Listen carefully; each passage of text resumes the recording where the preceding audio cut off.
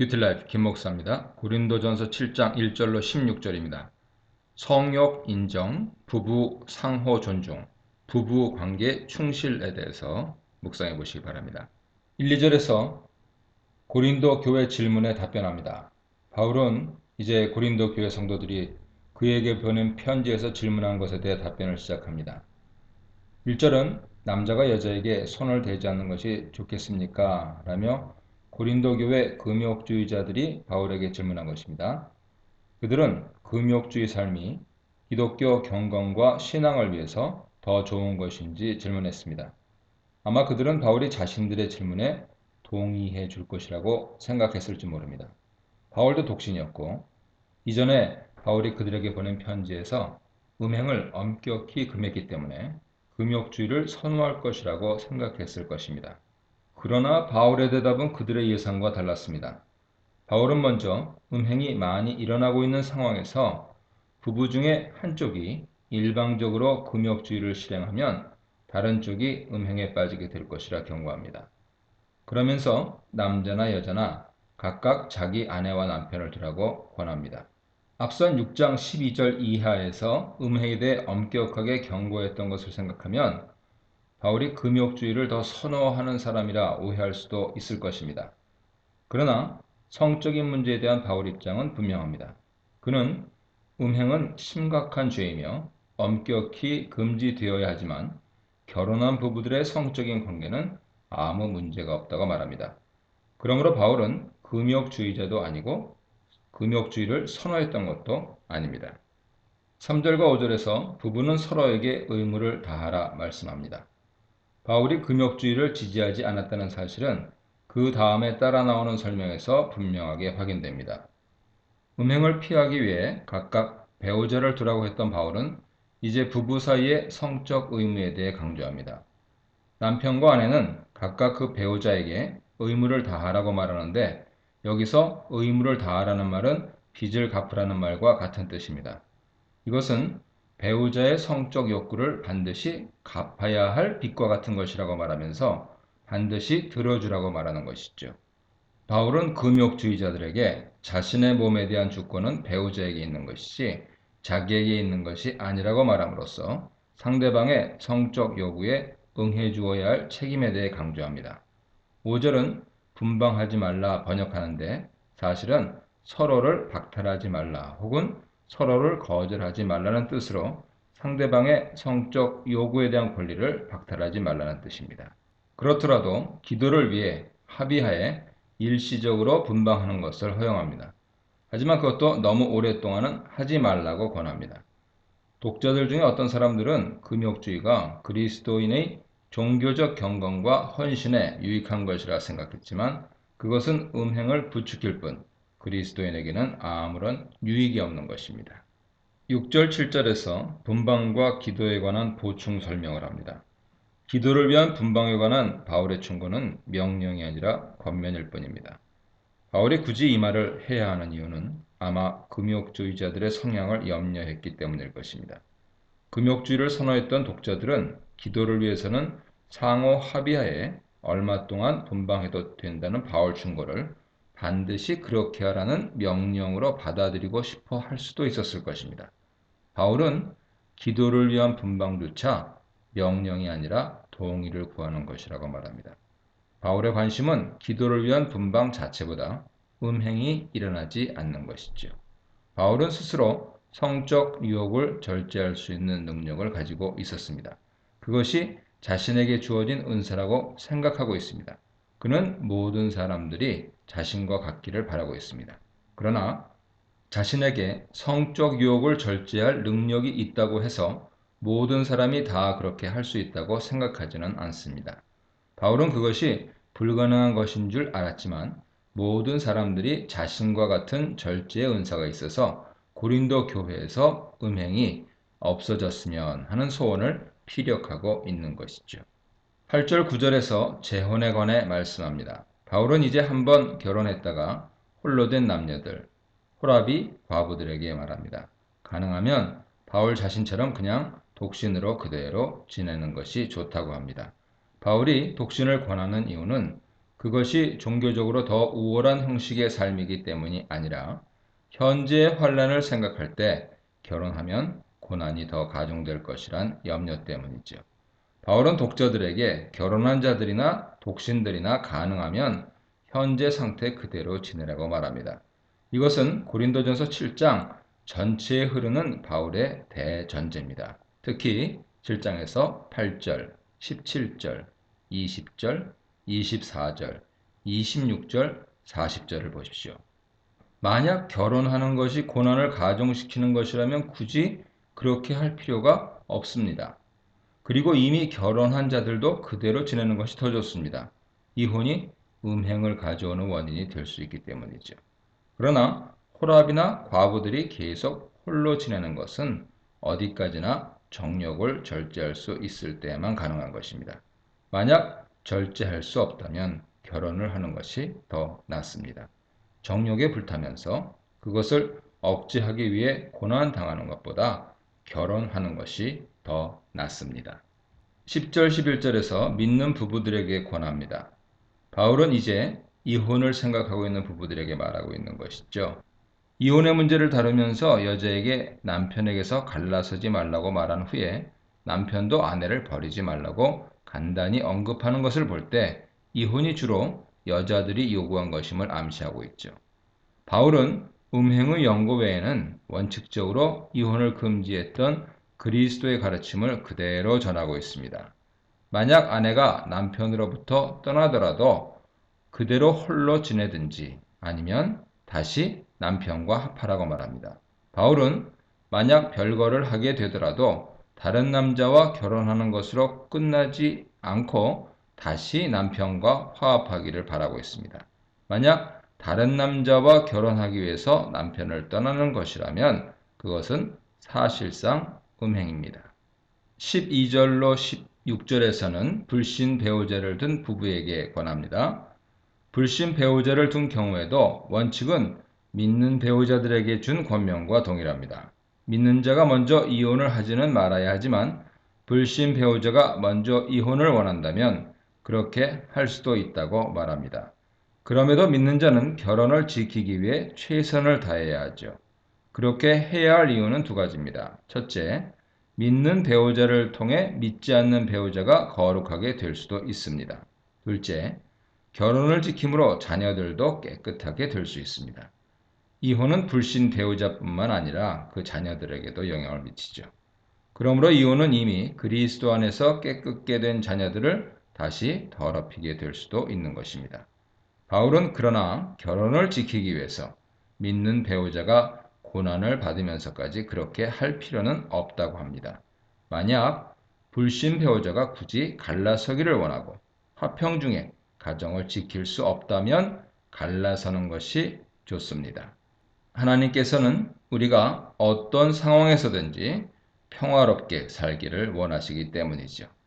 그리스도인들은 항상 평화로운 결혼을 위해서 노력해야 하고 또한 평화 가운데 거해야 합니다. 뷰티라이프 김목사입니다. 고린도전서 7장 17절로 28절입니다. 부르심 받은 그대로 지냄, 어디서든 하나님과 함께 거함, 처녀는 그냥 지내는 것이 좋음에 대해 묵상해 보시기 바랍니다. 17절로 20절에서 할례, 무할례 비유가 나옵니다. 1절에서 남자가 여자와 성적 관계를 갖지 않는 것이 더 좋겠다고 생각했던 것처럼 고린도 교회 성도들은 기독교인의 삶에 있어서 더 유익하고 특별한 형식이 있다라고 생각했습니다. 즉, 결혼 생활보다는 독신이 주께 헌신하기에 더 유리하고 부부관계를 가지며 살아가는 일상적인 삶보다 금욕적인 삶이 더 경건한 것이라고 생각했습니다. 그러나 그것은 헬라 철학 사상 영향에 의한 것이었죠. 헬라 철학자들은 철인으로 살아가는 데 있어서 더 유리한 것은 독신이고 성적 관계는 부정적인 것이라고 간주하는 파가 있었습니다. 독자들이 세상적인 지혜를 자랑했듯이 그들이 얼마나 헬라 철학의 영향을 받고 있었는지 알 수 있는 대목이죠. 바울은 이에 대해서 독자들이 부름받았을 때 각자가 처해있던 삶의 정황은 하나님께서 각자에게 나눠주신 것이라고 말함으로써 그들의 생각이 잘못된 것이라 설명합니다. 자신이 처한 삶의 정황이나 사회관계가 어떤 것이든 그 가운데서 믿음으로 살아가라고 말합니다. 개인의 삶의 정황을 변경시키는 것이 믿음으로 살아가는데 아무런 도움이 되지 않는 것이죠. 바울은 이를 비유적으로 설명하는데 할례와 무할례가 그리스도인에게 아무런 차이가 없다고 설명합니다. 유대인들에게 할례는 종교적 신분을 상징했죠. 할례를 받지 않으면 유대인이 될 수 없었습니다. 그러나 그리스도 안에서는 그것이 아무런 차이가 없다고 말합니다. 믿음으로 사는 데 있어서 할례가 더 유리한 것도 아니고 무할례가 더 불리한 것도 아닙니다. 중요한 것은 삶의 정황이나 개인의 신분이 아니라 어떤 상황에서든지 하나님 계명을 지켜서 불의와 음행을 피하고 성령 가르침을 따라 사는 것이죠. 21절 24절에서는 종과 자유자 비유가 나옵니다. 바울은 부르심을 받은 그대로 지내라 하는 표현을 독자들이 오해하지 않기를 바랍니다. 이것은 각자에게 주어진 상황을 변경할 수 없다는 현상 유지, 영어로는 스테이터스 코어라고 하는데요. 그것을 말하는 것이 아닙니다. 바울은 독자들에게 각자 처해 있는 상황이 그리스도인으로 살아가는 신앙생활을 방해하는 것이 아니라고 말하면서도 만약 상황의 변화가 개인에게 유익한 것이라면 굳이 현재 상황을 유지하려고 애쓸 필요는 없다고도 말합니다. 종과 자유자에 대한 비유는 이에 대한 좋은 신뢰죠. 만약 누가 종으로 있을 때 부름받았다면 그는 종의 신분이 그리스도인으로 사는 일에 방해가 될 것이라고 염려할 필요가 없습니다. 바울은 여기서 종들에게 염려하지 말라고 말합니다. 이것은 분명히 앞에서 말한 그대로 지내라는 표현과는 다른 표현이죠. 바울은 종도 자유자와 동일하게 믿음으로 살아갈 수 있기 때문에 종 신분 때문에 염려하지 말라고 합니다. 아마 어떤 사람들은 노예들이 하나님께 헌신된 신앙생활을 할 수 없다고 생각했을 것입니다. 종은 전적으로 육신의 상전을 섬기는 일에 얽매여 있기 때문이죠. 그러나 바울은 그렇게 생각할 필요가 없다고 말합니다. 그리스도 안에서는 종이나 자유자나 동일하기 때문입니다. 종도 그리스도 안에서는 죄로부터 해방을 받은 자유자고 자유자도 그리스도께서 피로 값주고 사신 그의 종이기 때문입니다. 그러므로 모든 그리스도인은 종과 자유인의 신분을 동시에 가지고 있기에 그리스도 안에서는 동일합니다. 그럼에도 불구하고 종들에게 자유자가 될 수 있는 기회가 주어지면 그러한 기회를 적극적으로 사용하여 자유자가 되라고 말합니다. 종이나 자유인의 신분이 신앙생활에 있어서는 아무런 차이가 없지만 한 개인의 인생에 있어서는 자유자가 되는 것이 더 유익하기 때문이죠. 그러므로 부르심을 받은 그대로 지내라는 표현이 더 나은 삶을 살 수 있는 기회나 권리를 포기하고 현상을 유지하라 하는 말이 아닙니다. 중세 개혁자들은 그렇게 생각하는 경향이 있었죠. 루터는 여기서 바울이 말하는 부르심을 소명으로 이해해서 하나님이 부르신 각자 직업이나 상황을 변경하려고 하는 것은 소명을 거역하는 것이라 가르치기도 했습니다. 오해입니다. 바울은 지금 바로 그러한 오해를 불식시키기 위해 종과 자유자에 관한 비유를 들고 있습니다. 얼마나 일상을 열심히 살아야 하는지에 대한 개혁주의의 가르침이 여기에 있죠. 이 메시지의 핵심은 신앙생활에 있어서 종이든 자유자든 그리스도의 사회 신분이 중요한 것이 아니다. 즉, 2차적이다 하는 것입니다. 본질적인 것은 염려하지 않고 주를 섬기라는 데 있습니다. 25, 26절에서는 그냥 미혼으로 지내라 말씀합니다. 부르심을 받은 그대로 지내라 하는 원리에 대해 설명한 후에 다시 결혼과 독신 문제에 대해 설명하기 시작합니다. 이번에 관심을 가지고 말하는 대상은 이혼을 생각하고 있는 사람들이 아니고 처녀들입니다. 미혼 남녀 모두를 가리키는 표현으로 받는 것이 좋겠죠. 처녀들에게 하는 권면에서 남자와 여자 모두에게 말하고 있습니다. 바울은 항상 남편과 아내, 호라비와 과부처럼 같은 입장에 있는 남녀 모두, 쌍이죠. 그들에게 권면하고 있는데요. 그 형식이 반복되는 것이죠. 바울은 이 문제에 대해서 주께서 명령하신 것이 없으므로 자신의 견해를 밝힌다고 말합니다. 그러나 자신의 견해는 주의 자비하심을 따라 충성된 자로서 구하는 것이기 때문에 주의 가르침과 같은 것으로 받아들여지기를 원합니다. 처녀 총각들에게 주어지는 바울 권면에도 지금까지 강조했던 부르심을 받은 그대로 지내라 하는 원리가 다시 적용됩니다. 이것은 결혼하지 말고 현재와 같이 독신으로 그대로 지내는 것이 더 좋다는 뜻이죠. 바울은 이것이 어떤 상황에서나 항상 적용되어야 하는 원리라고 말하지 않습니다.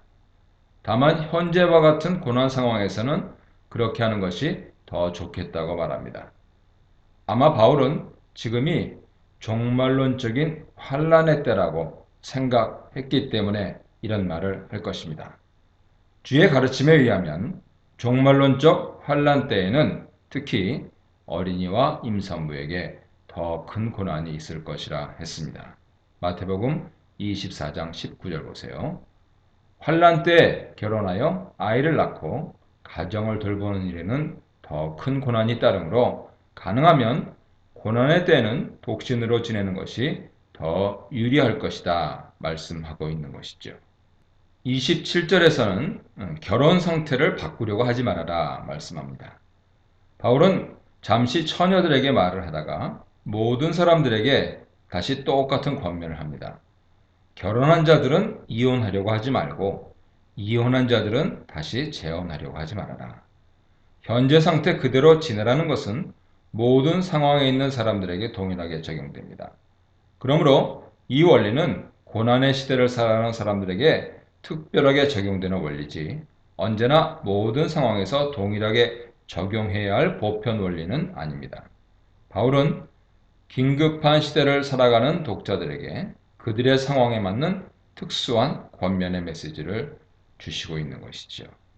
28절에서 결혼하는 것도 죄는 아니라 말씀합니다. 다시 처녀 총각에 대한 말을 계속 이어갑니다. 이번에는 장가가는 것이나 시집가는 것이 죄 짓는 건 아니라고 말하죠. 주께 받은 말씀이 없다고 전제했기 때문에 분명해지는 것입니다. 현대인들의 입장에서는 결혼하는 것이 죄가 아니라는 말을 이해하기 어렵죠. 이것은 독자들 중에서 금욕주의 철학에 영향을 받아서 성적 관계나 결혼하는 것이 영적인 삶에 좋지 않거나 더 나아가서 죄가 되는 것이라고 생각하는 사람들이 있었음을 암시합니다. 바울은 그들에게 결혼하는 것은 결코 죄가 아니라고 말합니다. 바울이 처녀들에게 그대로 지내라고 한 것은 결혼이 죄라고 생각했기 때문이 아니라 환란 시대에 고난이 가중될 것이라 하는 목회자의 염려 때문이었죠.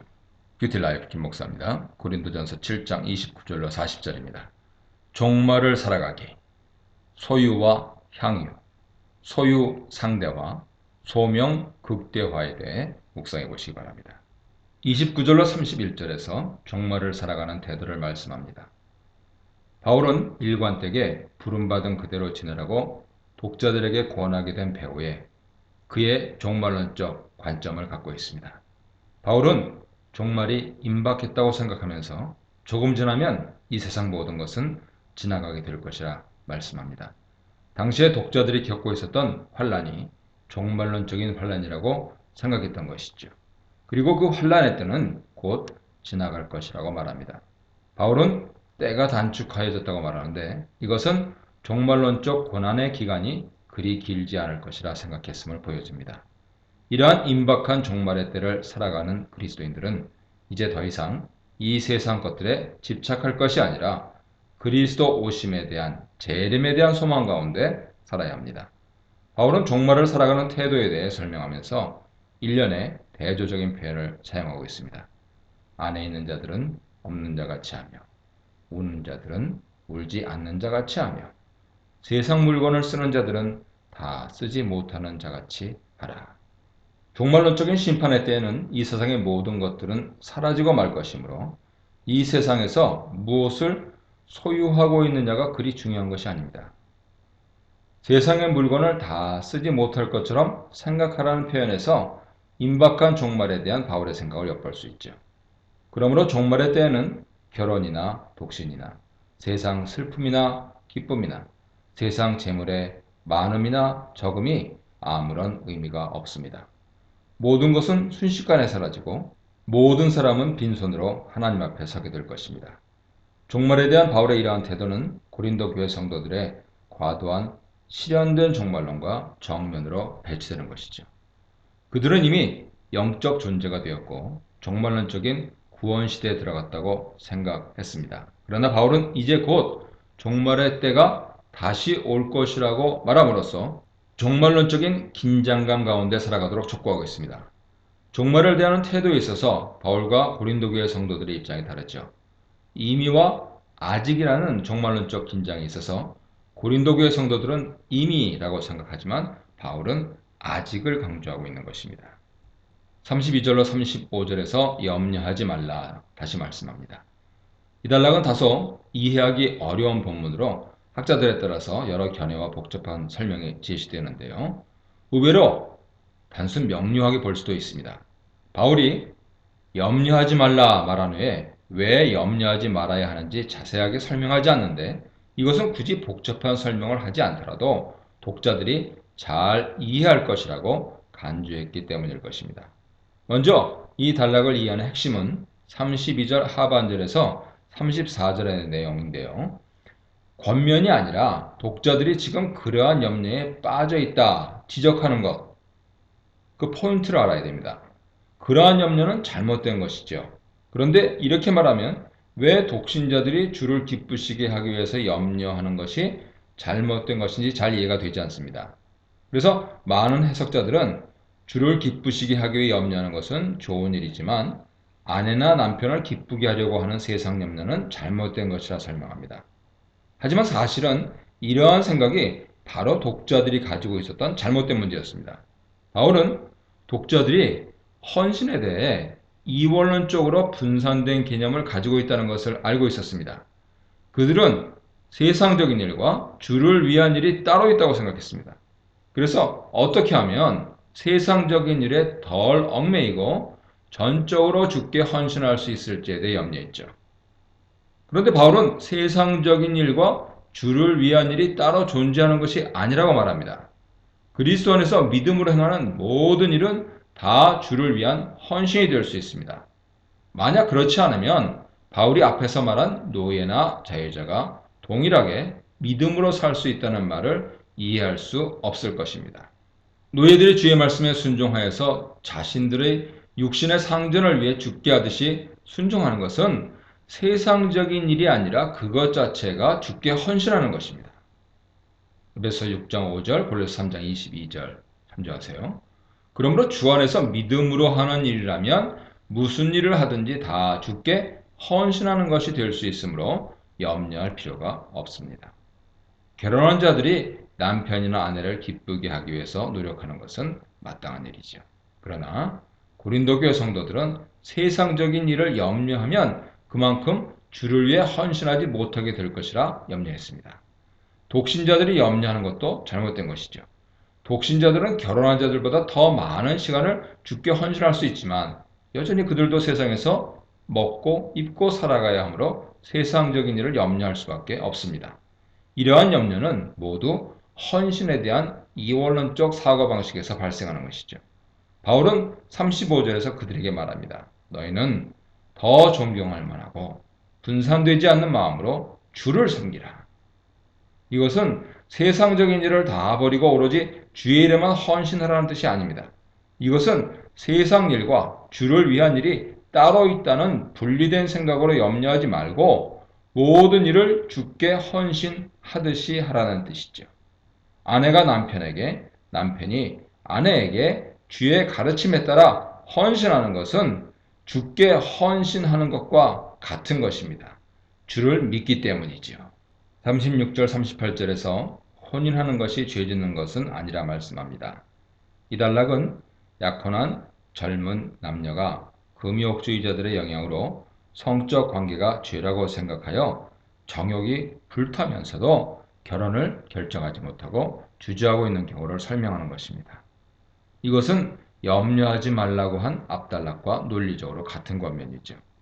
어떤 금욕주의자들이 세상 일과 주의 일로 구분하여 염려했던 것처럼 결혼하여 정욕을 해소하는 것이 죄라고 생각하는 젊은이들에게 그것이 죄가 아니므로 정욕을 억제할 수 없으면 결혼하라고 충고하는 것이죠. 36절, 38절을 이해하기 쉽게 의역해서 다시 번역하면 이렇게 됩니다.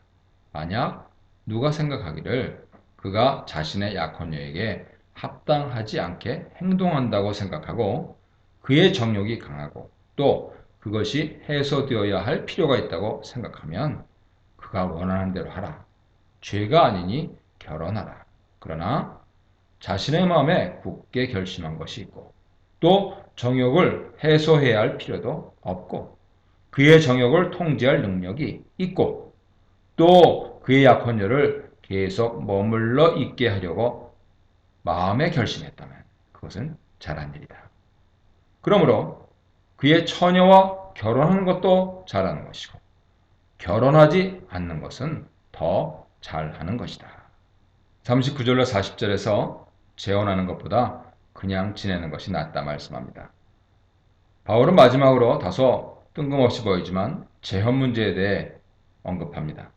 여자는 남편이 살아있을 동안에 그에게 매여 있으므로 이혼하고 다른 남자에게 시집갈 것 없다 말씀합니다. 그러나 남편이 죽으면 자유의 몸이 되므로 자기 뜻대로 시집가도 된다 말씀합니다. 그러나 바울은 다만 주 안에 살아 말함으로써 불신자와 재혼하는 것에 대해서 부정적 입장을 취하고 있습니다. 재혼하는 것은 아무 잘못도 아니지만 가능하면 그냥 지내는 것이 더 복된 것이라 말합니다. 아마 바울이 독신으로 지내는 것이 더 복된 것이라 말했던 이유는 여러 차례 강조해서 말씀드렸듯이 현재 고난 상황을 염두에 두었기 때문일 것입니다. 그러므로 결혼, 이혼, 독신에 관한 바울의 모든 가르침 배후에 항상 일관되게 흐르는 원리는 다음과 같습니다. 고난의 상황을 생각할 때 가능하면 지금 현재 상태 그대로 지내는 것이 더 좋다. 하지만 정욕을 이길 수가 없어서 결혼해야 한다면 죄가 아니니 필요하다면 결혼하라.